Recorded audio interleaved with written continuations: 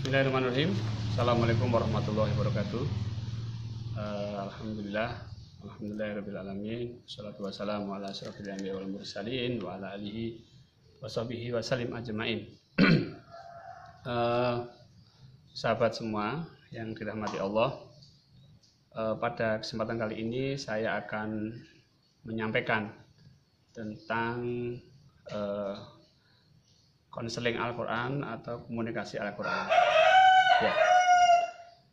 Ini penting kita selalu berinteraksi dengan Al-Quran, karena di dalam Al-Quran ini, ya, dalam Al-Quran ini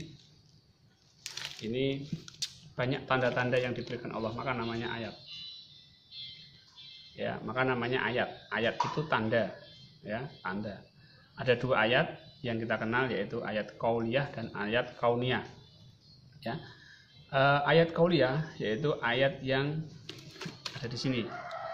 Sedangkan ayat kauniyah itu yang terpampang di alam semesta. Ya, membaca Quran sebenarnya bukan membaca tulisan. Membaca Al-Quran itu sebenarnya membaca tanda, sign, ya, membaca tanda. Seperti misalnya kita membaca tanda-tanda di alam semesta. Di Iqra, Rasulullah sudah diajari bagaimana membaca tanda. Iqra bismi rabbikal ladzi khalaq.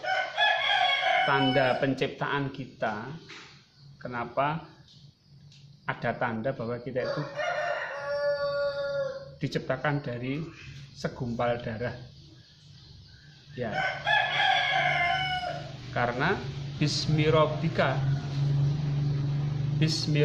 ladzi khalaq, ya, dengan kebesaran Allah, dengan nama Allah, dengan Allah. Nah, jadi kita menyadari bahwa kita diciptakan dari darah, segumpal darah, itu untuk menyadarkan kita bahwa kita itu diciptakan oleh Allah, diciptakan dengan kebesaran Allah Subhanahu wa taala. Ya. Kemudian Rasulullah pun ketika membaca tulisan, saya tidak bisa membaca. Padahal maksudnya malaikat Jibril adalah membaca tanda, bukan membaca tulisan. Maka saudara-saudara semua, Al-Quran yang 30 juz ini, ya, Al-Quran 30 juz ini yang kita baca bukan tulisannya. Kalau kita baca tulisannya, kita tidak akan mendapatkan petunjuk. Ya, membaca Quran itu mendapatkan pahala, tapi tidak mendapatkan petunjuk Allah Subhanahu wa taala. Padahal Al-Quran diturunkan itu bukan untuk pahala. Bacalah Quran agar kamu mendapatkan pahala, bukan, agar kamu mendapatkan petunjuk dari Al-Quran. Ya, makanya saudara semua, dalam kesempatan kali ini saya ingin menjelaskan bagaimana membaca tanda yang ada di Al-Quran. Tandanya ada 30 juz, 114 surat, banyak ini, setebal ini tandanya. Jadi ini tanda semua, ayat semua, ya, ayat semua. Baik, maka dalam membaca tanda ini kita harus bisa,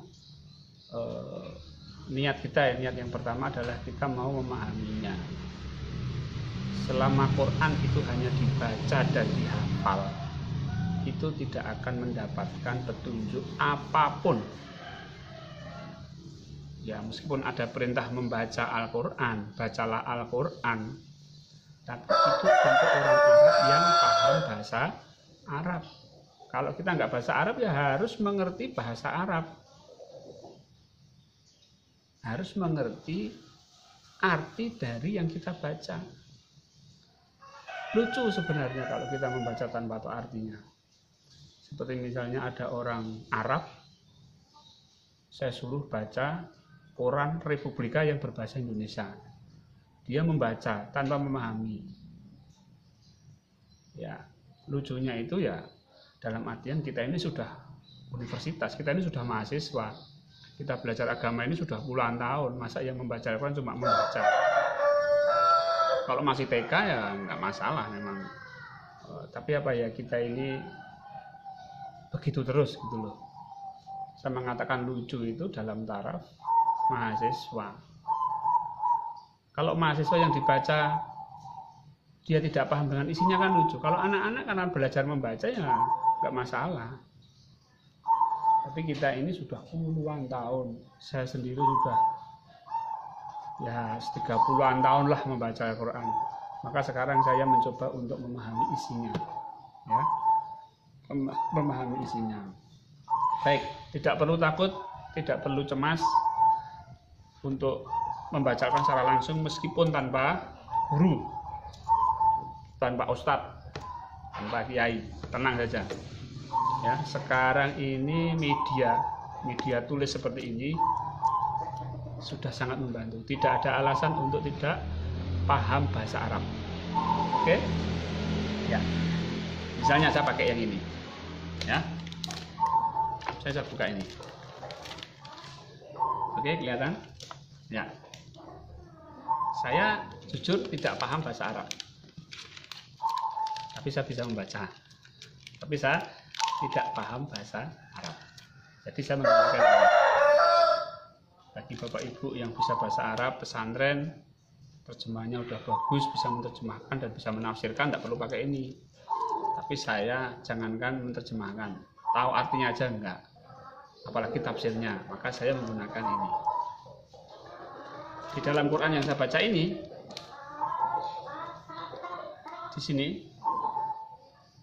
di sini adalah terjemahan kata per kata, sehingga saya bisa membaca arti dari tiap kata. Dan itu murni. Penterjemah itu tidak bisa merubah-rubah yang ini. Makanya kemarin waktu saya membaca ketika saya membaca surat Al-Hijr 29, wa nahfatuhu min ruhi. Kalau di terjemahan, ruh itu ciptaan Allah, ruh ciptaan Allah, tanda kurung. Padahal ruhi itu adalah milik. Seharusnya bukan ciptaan, ruh miliknya Allah.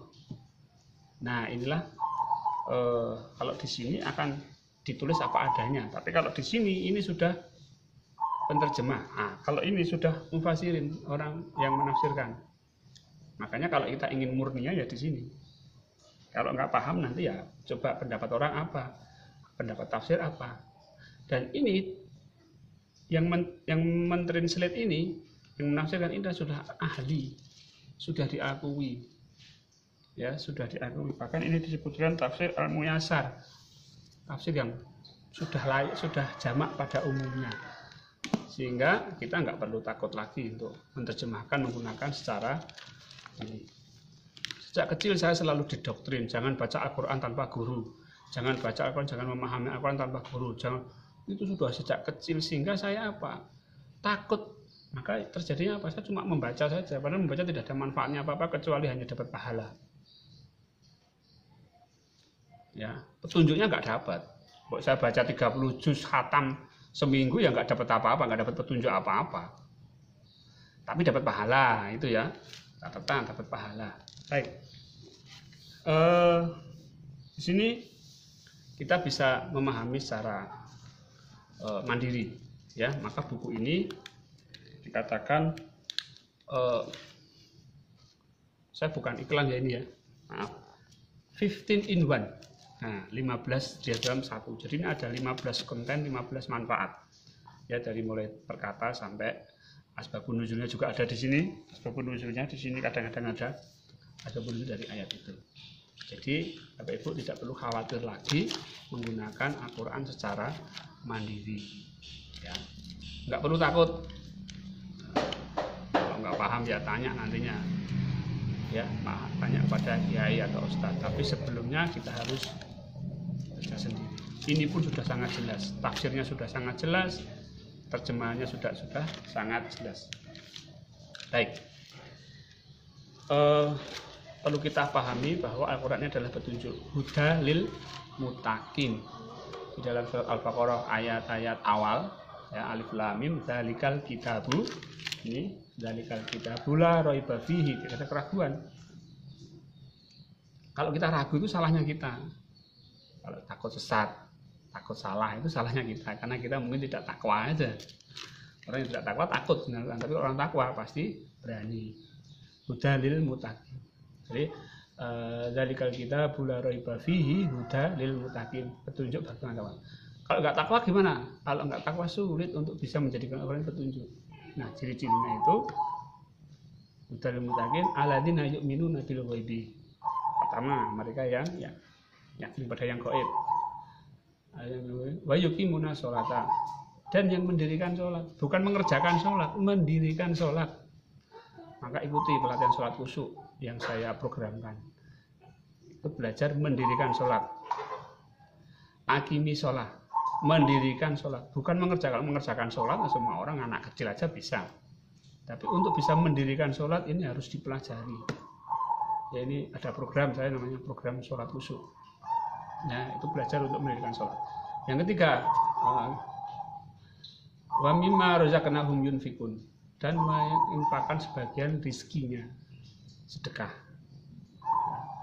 Orang tua kita, anak kita, tetangga kita, sedekahi, diinfakkan, ya. Terus apa? Lupa.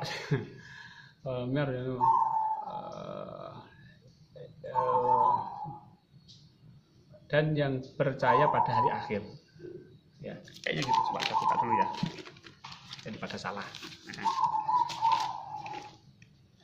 Walladzina yu'minuna bima alladzina yu'minuna bil ghaibi wa yuqimuna sholata wa mimma razaqnahum walladzina yu'minuna bima unzila ilaika wa ma unzila min qablik. Jadi kita juga harus percaya dan yakin kepada Injil dan Taurat. Injil kita harus yakin, ya. Harus beriman kepada Injil itu. Nah, Injil yang mana? Nanti silahkan kepada ahlinya. Pokoknya Injil dan Taurat, karena itu diturunkan sebelum Nabi Muhammad. Wa bil akhirati hum yuqinun, dan kepada akhirat mereka yakin, dan yakin pada hari akhirat. Ulaika ala hudam mirobihim, ulaika mereka inilah ala atas hudam mirobihim, petunjuk dari Tuhan mereka. Ya, jadi orang takwa tadi, orang mutakin tadi, orang takwa itu yang ciri-cirinya saya seperti tadi, itu mendapatkan petunjuk, ya, huda mirobihim, petunjuk dari Tuhannya. Wa ulaika humul muflihun, dan mereka menjadi orang yang beruntung. Nah, ini orang beruntung, orang bejo, ya. Huda mirobihim, petunjuk dari Tuhannya. Jadi yang petunjuk itu kita kalau baca ini, petunjuknya bukan dari ini sebenarnya. Petunjuknya bukan dari Al-Quran, petunjuknya dari Allah. Jadi disebutkan ulaika ala huda mirobihim, mereka itulah atas petunjuk mirobihim dari Tuhannya. Nah, kita mencari petunjuk Allah melalui Al-Quran. Makanya kalau kita hanya mencari petunjuk di Al-Quran, sebenarnya nggak ketemu, salah sebenarnya. Makanya kita harus paham di dalam ayat ini, di dalam tanda ini, perintah Allah itu apa. Karena perintah atau wahyu itulah yang dibalik ayat itulah petunjuk dari Allah Subhanahu wa Ta'ala. Contoh, mendung misalnya, ya, itu juga tanda. Mendung. Nah, mendung itu tanda. Perintahnya apa? Wahyunya apa? Petunjuk Allah apa? Di situ ada. Kalau saya petani yang sedang mengeringkan gabah, petunjuknya apa ketika mendung? Oh, petunjuknya Allah menyuruh saya, Allah memberikan petunjuk, saya harus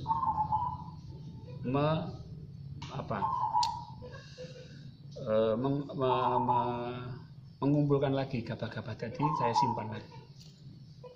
Kalau saya pedagang yang membuka dasarannya, membuka dagangannya di jalan, ketika mendung, maka perintahnya apa? Segera dikumpulkan, disimpan lagi. Kalau saya berjalan kaki, maka perintah Allah apa ketika mendung? Mendung itu ayat, perintahnya ada di balik mendung itu. Perintahnya adalah saya harus bawa payung. Dan seterusnya. Jadi setiap orang itu ayatnya sama, tandanya sama, perintah Allah itu bisa beda-beda.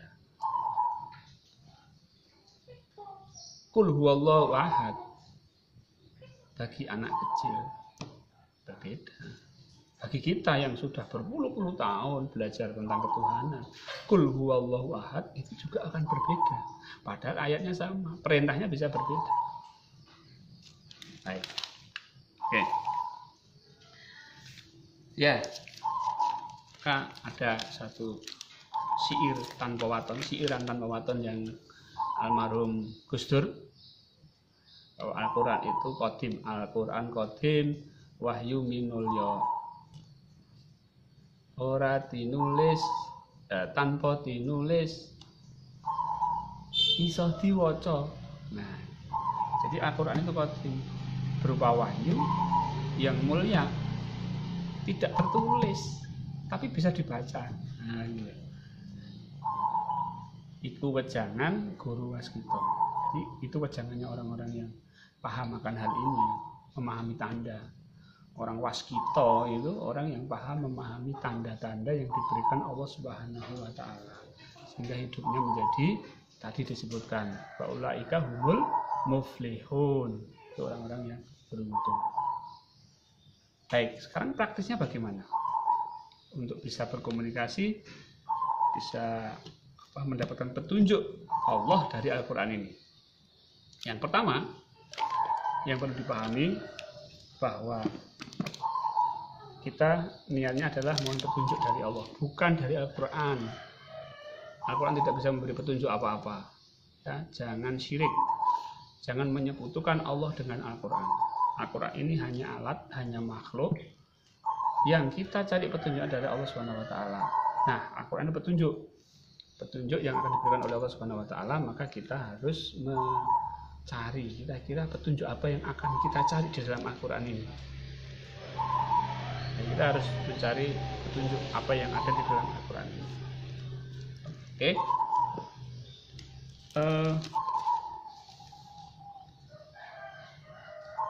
Tentunya kita harus bisa, yang pertama adalah menentukan masalah dulu ya. Misalnya masalahnya apa? Masalahnya saya milih A atau B. Saya harus pergi atau saya harus di rumah. Saya harus beli tanah itu atau tidak. Saya harus bagaimana? Nah, nanti kita sampaikan permasalahan itu kepada Allah. Ya Allah, saya punya masalah, saya harus, misalnya nih, saya harus membeli tanah itu atau tidak. Misalnya kita ditawari sebuah tanah oleh seseorang, kemudian kita bingung mau dibeli apa tidak. Kita mohon petunjuk Al-Quran, mohon petunjuk kepada Allah melalui Al-Quran. Ya, ungkapan masalahnya, kemudian kita mintakan petunjuk Allah. Hamba mohon petunjukmu melalui Al-Quran. Ya, hamba mohon petunjukmu ya melalui Al-Quran. Ya, hamba mohon petunjukmu melalui Al-Quran. Apakah saya harus membeli tanah yang ditawarkan kepada saya atau tidak? Apalah masalahnya, terserah, menyesuaikan ya. Nah, setelah itu sambungkan diri kita ke Allah, kemudian kuat mohon petunjuknya. Saya harus bila saya petunjuk Al-Quran, saya harus membeli tanah itu atau tidak. Kemudian langsung aja buka aja. Nah, ya, langsung buka aja. Oke.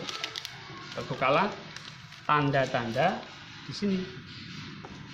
Kalau nggak paham di sini ya baca di sini. Tandanya ada semua di sini. Ini tanda. Di balik tanda ini ada perintah. Oke. Misalnya, bukankah Dia Allah yang menciptakan makhluk dari permulaannya, kemudian mengulanginya lagi, dan yang memberikan rezeki kepadamu dari langit dan bumi? Apakah di samping Allah ada Tuhan yang lain? Katakanlah, kemukakanlah bukti kebenaranmu jika kamu orang yang benar. Ini tandanya. Kalau belum sesuai, kalau paham tidak isinya, belum turun ke bawah lagi. Katakanlah, tidak ada suatu pun di langit dan di bumi yang mengetahui perkara yang gaib kecuali Allah dan mereka tidak mengetahui kapan mereka akan dibangkitkan. Berarti tandanya jelas. Tandanya jelas ini ya. Sekarang perintah Allah apa di sini? Oh ya, perintah Allah, katakan Muhammad, tidak ada sesuatu pun di langit dan di bumi yang mengetahui perkara yang gaib. Berarti kita sudah benar meminta kepada Allah yang gaib itu dengan masalah-masalah itu. Lanjutkan. Ada baiknya Anda juga baca ini Qur'annya ya. Ini juga penting. Jadi baca perkataan amma yabda'u amman, atau siapakah yang yabda'u mencipta khalqa makhluk tsumma kemudian. Tapi ini kalau saya baca ini kelamaan, saya baca terjemahnya saja ya biar lebih cepat. Nah, kemudian bahkan pengetahuan mereka tentang akhirat tidak sampai ke sana. Bahkan mereka ragu-ragu tentangnya akhirat itu, bahkan mereka buta tentang itu. Ya. Di sini tandanya pengetahuan mereka tentang akhirat tidak sampai ke sana. Yang dimaksud siapa? Ini orang yang tidak beriman pasti. Bahkan mereka ragu-ragu tentangnya akhirat itu, bahkan mereka buta tentang itu. Nah, kalau kita bingung di sini, kita bisa baca di tafsirnya. Nah, katakanlah hai Muhammad, kepada mereka tidak ada seorang pun di langit dan di bumi yang mengetahui perkara yang dirahasiakan oleh Allah berupa hal yang gaib, dan mereka tidak mengetahui kapan mereka akan dibangun dari kuburnya ketika hari kiamat tiba kecuali Allah. Bahkan pengetahuan mereka telah sempurna di akhir, dan mereka meyakini akan adanya alam akhirat beserta huru-haranya ketika mereka melihat dengan mata kepala. Pada saat itu di dunia mereka melakukan hal itu, tapi pada saat itu mereka telah dibutakan. Ya, jadi tanda yang saya dapat, tanda yang saya dapat dari buka ini, ya kita harus menyelesaikan masalah itu melalui cara-cara gaib.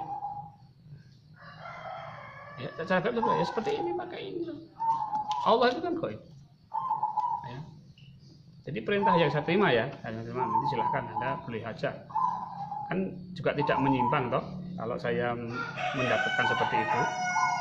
Kenapa? Pertanyaan jelas, katakan tidak ada sesuatu pun di langit dan bumi yang mengetahui perkara yang gaib kecuali Allah. Nah, jin nggak bisa, khodam nggak bisa. Yang mengetahui perkara gaib hanya Allah. Maka kita ketika punya masalah dan ingin menjadikan solusi gaib, harus ke Allah. Ini yang perintah yang saya dapat, petunjuk yang saya dapat. Jadi hudami robihim yang saya dapat, petunjuk dari Tuhanku yang saya dapat adalah ketika masalah gaib jangan yang lain, harus ke Allah. Ya, harus ke Allah. Ya, tidak boleh dengan khodam. Ingin dagangannya laris nggak boleh pakai jimat. Ya. Tidak boleh yang lain kecuali ya Allah. Dan orang-orang yang kafir berkata setelah kita menjadi tanah dan begitu nenek moyang kita, apakah benar kita akan dikeluarkan dari kubur? Ya, ini contoh keraguan dari orang-orang kafir. Oke, itu aja beberapa contohnya. Ya, bagaimana kita menggunakan ini silahkan dieksplor, digali lagi. Ya, semoga Quran itu betul-betul bisa bermanfaat bagi kita. Ya, baik. Saya kira itu ya. Bagaimana kita menggunakan konsep Al-Quran? Buka aja, random bukanya. Semua ini petunjuk Allah. 30 juz itu petunjuk. Dibuka dimanapun itu Anda akan mendapatkan petunjuk dari Allah. Ingat, petunjuk itu bukan dari tulisan. Petunjuk itu dari Allah. Hudami robihim. Kalau kita punya masalah mencari dalilnya, itu bukan petunjuk. Tulisan loh ya, bukan petunjuk tulisan itu. Ada di balik itu. Makanya kalau kita terlalu fokus dengan tulisan Al-Quran, adanya cuma debat, ayal-ayalan, menangnya sendiri. dengan dalil ini, nggak akan dapat petunjuk. Nah, ini konsep saya. Bagaimana dengan Al-Quran ini kita mendapatkan petunjuk dari Allah. Huda mirobihim wa ulaika humul muflihun. Baik, demikian mudah-mudahan manfaat dan kita bisa selalu berinteraksi dengan Al-Quran. Kita mendapat manfaat banyak dari Al-Quran, karena dengan Al-Quran itu Allah akan memberikan petunjuk kepada kita. Hidup itu harus punya petunjuk, harus berpegangan kepada petunjuk Allah. Demikian, billahi taufiq wal hidayah. Assalamualaikum warahmatullahi wabarakatuh.